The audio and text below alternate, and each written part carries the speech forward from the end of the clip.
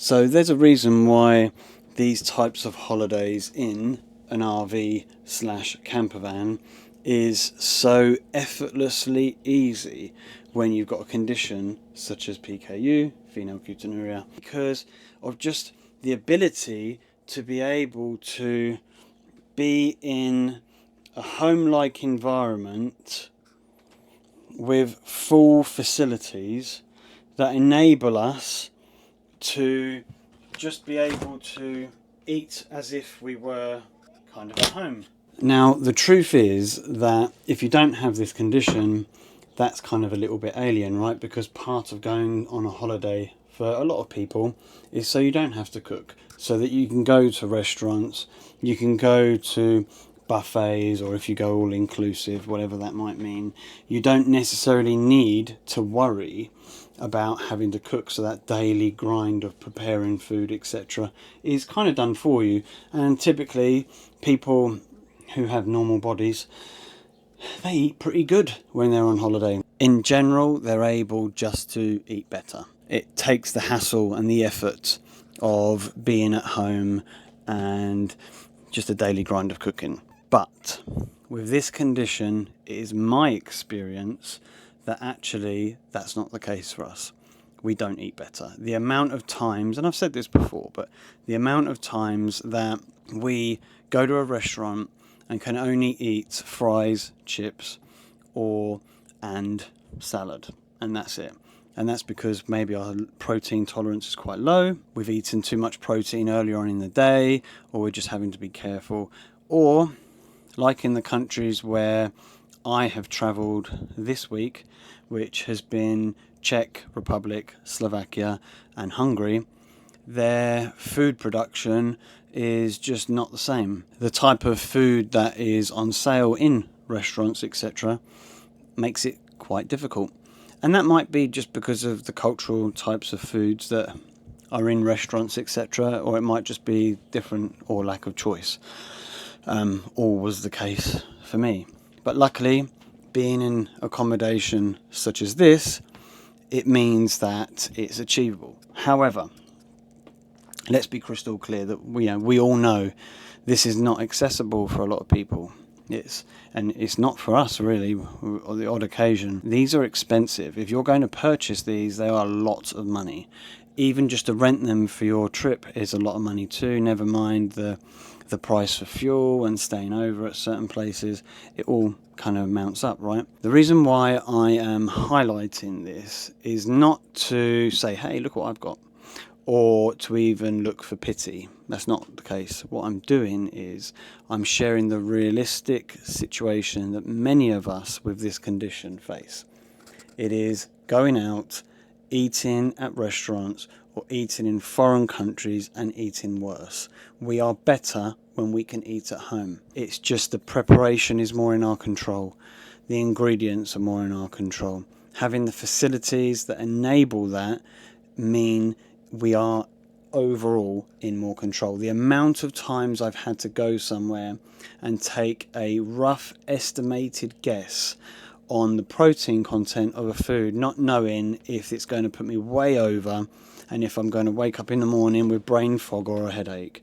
It's happened so many times, but it's not accessible to everyone. What that means then is that we need more medication. We need different types of products to be released. We need medication to filter through in different types, so that if we have non-responders in the community, there are alternatives that they can try, because currently there isn't. And so many countries cannot even afford the medication, never mind the protein supplements and food supplements that are available. I'm just very lucky to be living in the country that I am. So a question then for those of you who have this condition and are in the same community that I'm in. When you travel, has that been your experience too? Have you had to kind of eat worse? So what do I mean by that? I mean, has the quality of the food that you've had to have been quite poor based on just the limited choice? It might maybe be that was just something historically, right? The condition and food science has developed massively. But I still think, depending where you go, that does play a factor. I don't know, that's been my experience, and I'd love to hear your experience and what that's been too. Please like the video, subscribe to the channel, and as and when I'm able to do videos such as this and on other related content to the condition as well, I will release it, I promise. I make these videos solely to not showcase my life with the condition, but actually just to highlight some of the battles and challenges that we face while living our daily life. And these are just mine, obviously. I do not represent everyone in the community. Each one of us has our own tolerances, our own lifestyles, and our own interests and dislikes, etc. These are just mine. But I hope that for some of you, you can relate to some of the struggles that we face. This is a privileged position to be in for a couple of weeks, and I'm very, very much aware of that. Not everyone has access to this. I didn't have access to this for many, many years, and who knows, maybe I won't have access to this in the future. But it does change a lot of things. And for someone without the condition, just going to a restaurant is just so easy. It's just so easy. The amount of products I've had to bring, the amount of supplements I've had to bring for the day, everything is a little bit more complex, right? And I highlight this again, not for pity. I highlight this because it's real.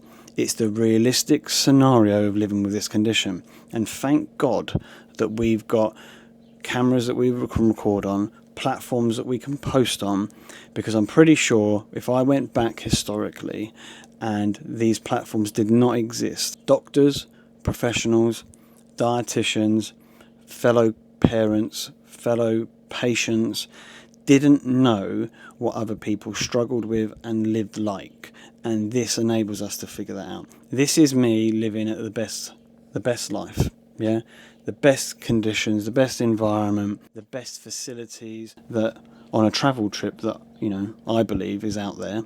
Yet the preparation that has gone in place to achieve this has been massive. The amount of products that I've had to bring with me has been big too. It is not the normal practice of a normal person going on holiday. It's not. It's completely the opposite. The more developed the country, the less probably we have to take. The less developed, the less food science is kind of developed too. The more we have to prepare, and we have to prepare for every scenario, and that takes brain effort, and that's brain effort that other people without the condition are not having to go through. And we wonder why there is higher levels of anxiety with people with this condition. Well, why wouldn't there be?